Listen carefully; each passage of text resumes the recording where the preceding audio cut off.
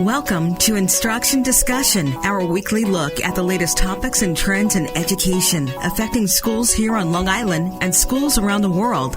Whether you're a teacher, parent, or student, listen for tips and strategies to help you navigate the educational landscape. There's a bell. It's time to start today's Instruction Discussion on the voice of Nassau Community College, 90.3 WHPC. Hello, I'm Kevin Boston Hill, and welcome to Instruction Discussion, where each week we'll examine a recent trend or development in education and its impact on Long Island. Since the pandemic began, there has been a greater emphasis on addressing our mental health and well-being. Whether it is employees actually taking their vacation days or schools providing outlets for their students to provide a voice to what they are feeling, the issue of mental health is moving more and more to the forefront of our society. However, even with this new emphasis, there are still many communities that are stigmatized by the notion of discussing mental health and asking for help. In fact, about 49% of Americans aged 16 to 65 have reported having a mental health condition, and only about 48% of those say they are getting help or treatment. These numbers are even lower in Black and Brown communities, where they hold on to attitudes and beliefs that discourage them from seeking help. To help shift the cultural conversation around mental health, the Ad Council and Huntsman Mental Health Institute have created the Love Your Mind campaign, designed to create a more open, accepting, and proactive society when it comes to mental health. To help explain the importance of this campaign, today we welcome Dr. William Smith, Chief Executive Administrator for Justice, Equity, Diversity, and Inclusion at the Huntsman Mental Health Institute at the University of Utah, and Heidi Arthur, Ad Council Chief Campaign Development Officer. Welcome to Instruction Discussion on 90.3 WHPC. Thank you for having us. Thank you. No, the pleasure is definitely all ours for you being here, because I know that, again, this is a very important topic, and not to mention timely topic. That's something that we really do need to get out into the forefront.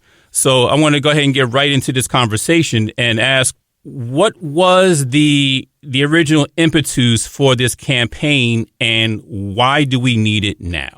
Well, there's a mental health crisis in our country. And as you mentioned, the challenges presented by the pandemic, the racial justice movement, the economic downturn, and the day-to-day struggles that people are facing in their lives has exacerbated a problem that has, been in existence for many years. So we did a lot of research. We talked to experts to truly understand where a campaign like this could drive meaningful impact.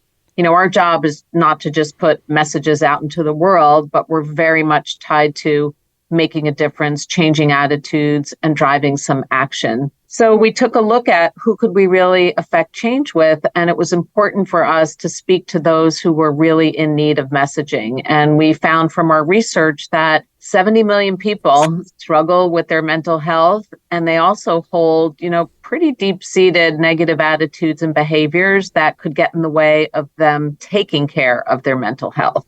So the Love Your Mind campaign idea was crafted to inspire people to know that they're not alone in their struggles, that it's okay to not be okay, and to provide meaningful resources and tools. Dr. Smith, and what role is the Huntsman Mental Health Institute playing in all of this? Well, the Huntsman Mental Health Institute is playing a significant role. We knew there was a problem, and we wanted to address that problem. We're committed to mental health, change, and being a change agent. So we wanted to do the best thing that we could do, and that was to reach out to the Ad Council. The Ad Council has been in business for a long time, and they have been very effective in the way that they've led campaigns. And so we couldn't have had a better partner to, come together with on this important issue. So we've been side by side working with them, put up a significant amount of money to make sure that we lead in an effective way. And as Heidi has mentioned, they've done a lot of research, a credible amount of research, and it's confirmed many of the things that we expected and what we've known from the research that we've done. And we have a problem, and there's a problem that needs to be addressed, and we can't wait any further to try to lead this national charge. So what did some of the research tell you? I know you gave us some numbers like 70 million Americans. And I mean, that number alone, we're talking, that's about what, a quarter to a third of our entire country, which is that's a significant number of people. But when did this research begin? Did you begin the research pre-pandemic or post-pandemic when at the start to come up with these numbers? This was post-pandemic, or, are we still dealing with the pandemic? Well, It was in the middle of everything that we're all facing every day. So it was very much in keeping with where culture is, where challenges existed for many communities. So, it was data that could help shape and craft a campaign that was informed by research and experts. So the data started to tell us that there were common themes, in certain communities and in certain populations who self-identified as actually struggling with their mental health, or they said, I've been diagnosed with a mental health condition, or I'm dealing with substance use. They also said pretty consistently that I'm not taking care of myself for a number of reasons. And there's differences across cultures, and that's why it's so important to craft messages that aren't just one size fits all. And what we heard was taking care of my mental health means that I could be a burden on other people, and I certainly don't want to do that. Taking care of my mental health and talking about it is a sign of weakness. I'm not comfortable talking about my mental health, not in general, but even to my closest friends and family. So all of these indicators said we've got to get in there. We've got to unearth something that could truly help people get on a path to taking care of themselves, not just when it's in crisis, but to prioritize mental health and well-being and to educate themselves on what are signs and symptoms, what do I need to look for, what does this really mean for me, and where could I go to get help, and what are the things that I could do in my daily life to help me be happier and healthier. Now, I think you raise a good point there, but as far as what people need to look for, but I think that's where the challenge begins, because there's no cookie cutter way or set of symptoms, or are they, that people can point to say that they're having a mental health issue. Because I think that from my experience, those symptoms are very individualistic. So they're different for different people, for different situations. So how can people really self-diagnose in this way? Well, just to address that, yes, we live in a very diverse society, diverse experiences, and people have diverse coping strategies. So they might be impacted in different ways. Some might feel that they're just carrying so much weight that they need help, but they don't know where to turn to. Other people, as Heidi mentioned, that 70 million people were people who felt or were diagnosed that they had a mental health condition, crisis, or something was happening, but they had some type of attitude or belief that they weren't connecting to mental health services. That's not the people who were going out and constantly seeing mental health practitioners, right? So what we're trying to do is, even if you feel like the weight of the world is on you from all these crises that Heidi mentioned, that there's a place to go, that we need you to reach out, to be more proactive. And that's why we created the Love Your Mind campaign. Love Your Mind campaign is like a love letter from your mind to you, to say, be more proactive. There's steps that you can take. You need to prioritize your needs. So it's not so much about what conditions people might feel that they have that might be diverse or distinct from someone else. It's the fact that either a professional has diagnosed you, or you just feel like, wow, these struggles, these day-to-day hassles that I deal with, it's just too much. And I want to address that really quickly, because what it made me think of, again, we mentioned, and Heidi brought out the 70 million people, and that's just the number of people who have actually sought out help or have been diagnosed with some kind of illness. I gather that there are probably a lot more than that who haven't who haven't decided to go out and look for help or anything like that.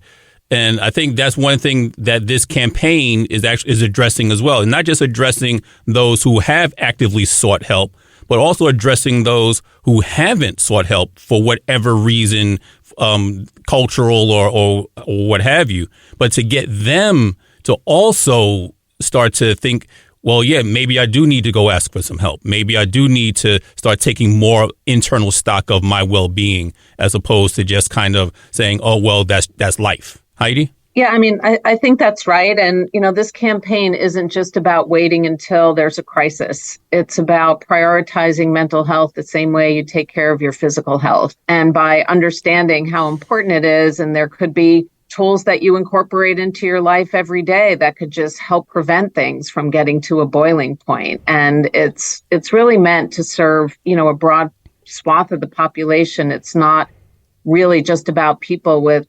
self-diagnosed mental health conditions. It's people who are going through tough life circumstances that can really make you feel like you've got the weight of the world on your shoulders, like Dr. Smith said. And when you go to the website, loveyourmindtoday.org, you can sort and search for content based on how you're feeling or a life situation that you're faced with and you're not quite sure like how to get through it. And you do feel alone. So it's really meant to serve, just the overall mental health and well-being. And then, of course, you can get directed to mental health resources or crisis services, but it's really much broader than that. And Dr. Smith, I like the analogy that you made, that this is kind of like it's writing a love letter to yourself pretty much, because we want to understand that taking care of your mind, your individual mind, is just as important as checking in on your closest personal relationships, whether it's family members or friends. And so when you're trying to help them, you take time to write these letters or to think of just the right thing to say, to be nurturing and to be supportive of your friends and family members. Why can't we do that with ourselves? So I think that's also what we need to, one of the important things that we need to remember. We need to take care of self just the same way we take care of others. Exactly.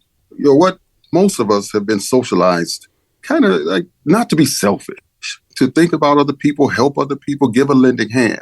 And that's great. But when it's regarding our mental health, we have to prioritize ourselves. And the other thing that's really important, you said, a lot of things that's right on line with what we're trying to express.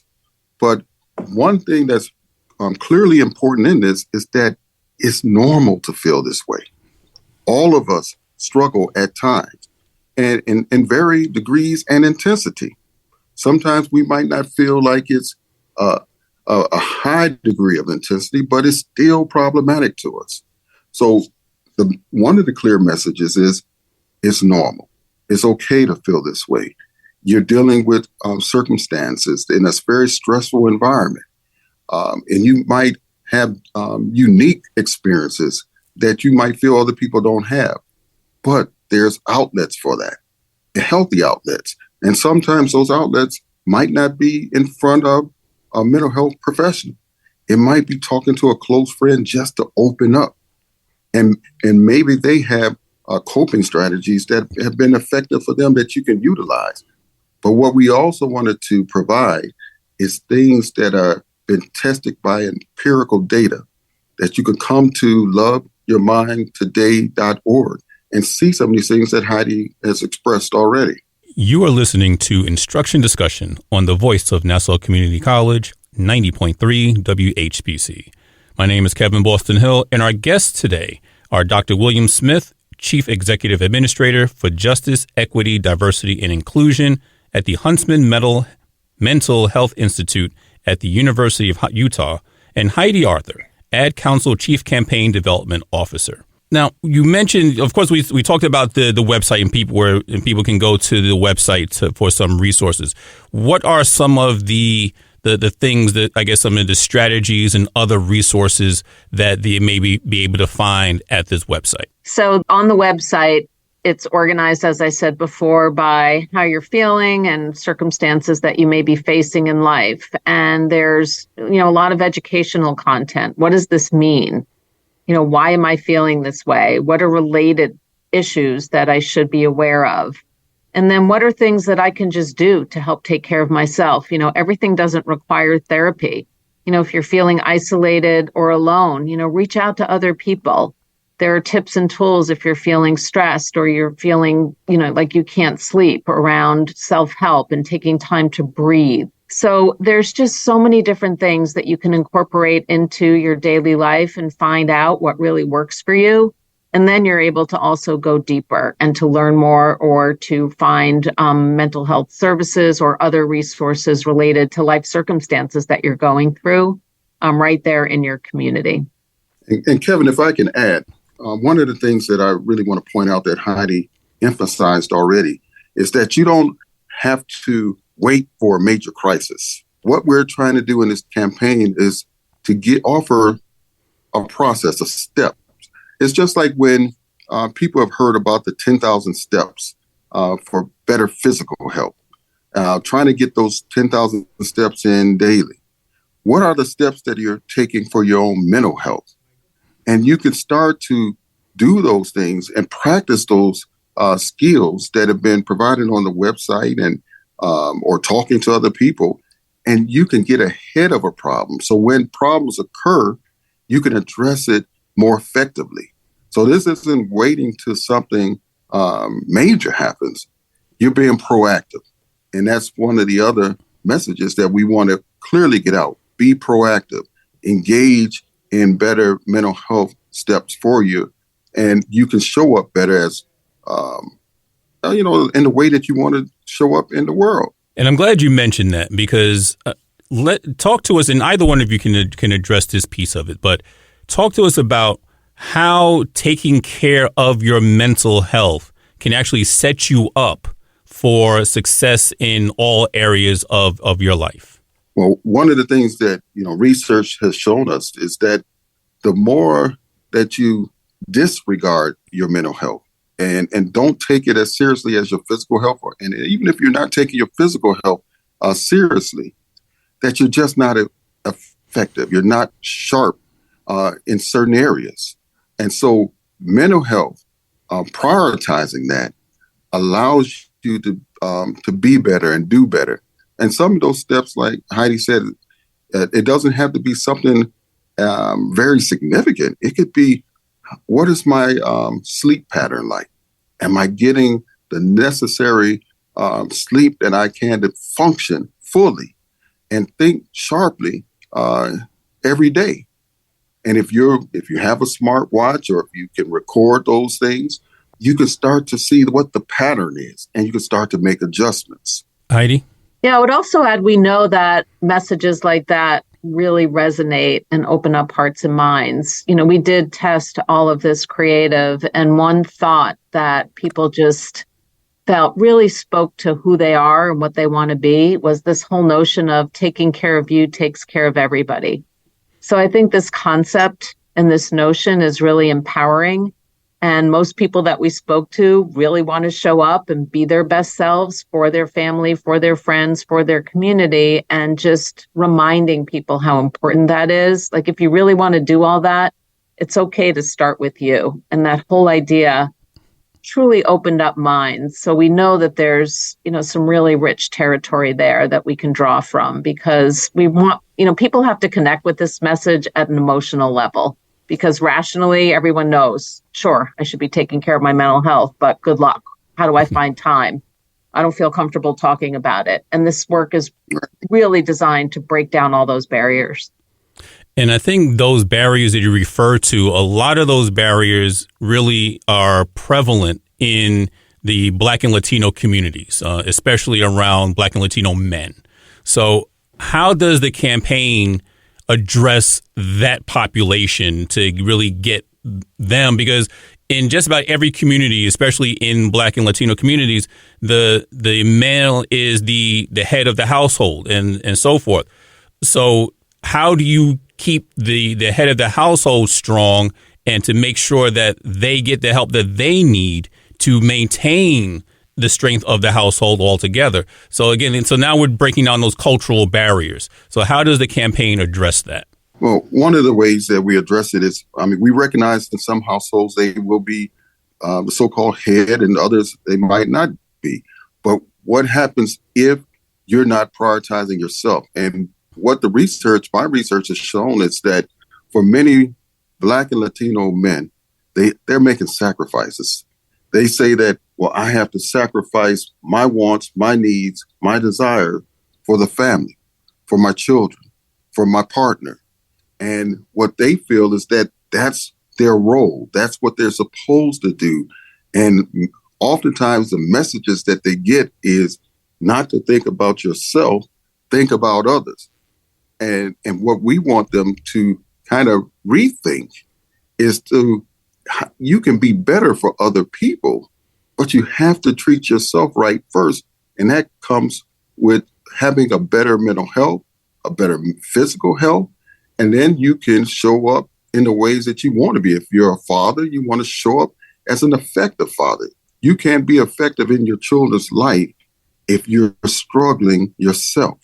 Yeah, those are all important points. And I just wanted to add, part of our testing and research includes not only is the message clear and is it motivating, but is it truly and authentically representing you and your culture? And that's a critical piece of getting work like this right.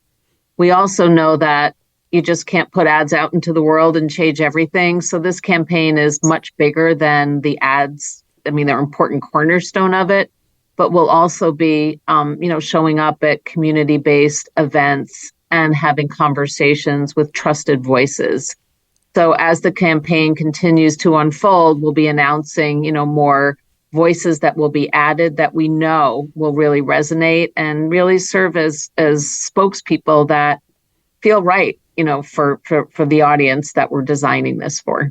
Yeah, because I know when you have an ad campaign, when people hear ad campaign, they just think, okay, you'll have some images here, you'll have a commercial there, you'll have a sound bite here, and you may see a celebrity or two, but what's the real meat of it? So when we talk about this particular campaign, again, what is the real boots on the ground meat of it that people can go in and get the help that they may need or be guided into getting that help?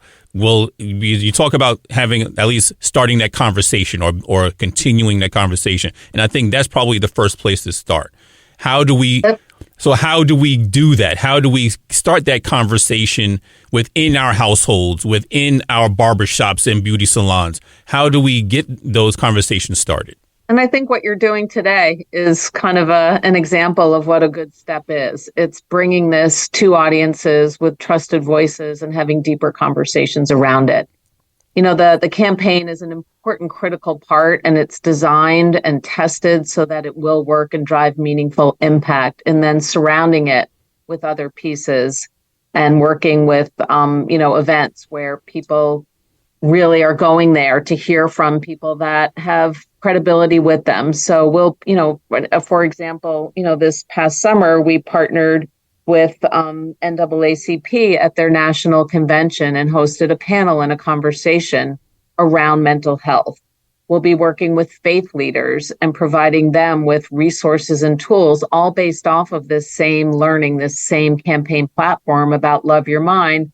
But it's another place, another front line where people are going and possibly expressing themselves that they may be struggling, or knowing that a faith leader may have an opportunity to open a conversation around it.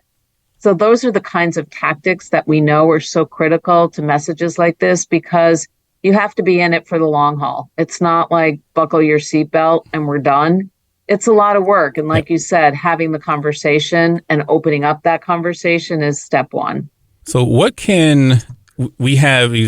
Our show reaches a lot of varying age groups, but one of the, I guess, almost forgotten age groups is that 18 to 22 age group, the college age group. Because we see that in schools, in K-12 schools, you have a lot of the timeouts and where the people can check off how they're feeling on a particular day when they come in the morning, and they can speak to your guidance counselors about this, that, and the other.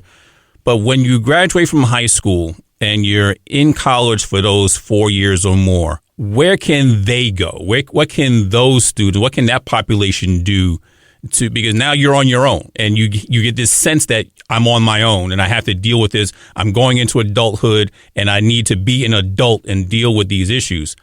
What do we tell our college students who may be suffering from some sort of mental illness? One of the things that we do know is that many post-secondary institutions have student support services, counselors, therapists there to provide help. And what we're what we're doing is we're connecting with all of those colleges and universities. For instance, one of our goals is to work very closely with HBCUs and to support them and to make sure this message is out and that they can see this as a resource. So we're accepting partnerships and creating relationships that we think will benefit students in that age group. Heidi? Yeah, I mean, I would just add that the content at loveyourmindtoday.org is really designed for, younger people too, 18 to 24. All of this content will resonate with important resources, tips, and tools. And as Dr. Smith said, today is day one. We're just launching it. And the intention is to go deeper and to really reach into communities. I would also mention that this campaign, Love Your Mind, is really the biggest campaign within the Ad Council's broader mental health initiative. So we do have other content designed for that age group that focuses more on peer-to-peer support and outreach. Young people at that age are most likely to reach out to a friend or listen to a friend and trust a friend when it comes to mental health struggles, but sometimes people, again, don't feel comfortable or know what to say and what to do. So we do have work in partnership with the American Foundation for Suicide Prevention and the JED Foundation called Seize the Awkward. And you can look at seizetheawkward.org to find information and resources on how to start and have those conversations with your friends. So once again, please, everyone, you can go out and look up loveyourmind.org, and you'll find a lot of really good resources there if you are experiencing any type of mental health event, or even if you're not, even for preventative measures, please go check out loveyourmind.org. Well, loveyourmindtoday.org. Loveyourmindtoday.org. Thank you for the correction. Loveyourmindtoday.org. But we would certainly like to thank our guest today, Dr. William Smith, Chief Executive Administrator for Justice, Equity, Diversity, and Inclusion at the Huntsman Mental Health Institute at the University of Utah, and Heidi Arthur, Ad Council Chief Campaign Development Officer, for coming on to our show today. Thank you both. Thank you so much for having us. Once again, my name is Kevin Boston Hill, and thank you all for listening to Instruction Discussion, right here on the voice of Nassau Community College, 90.3 WHPC.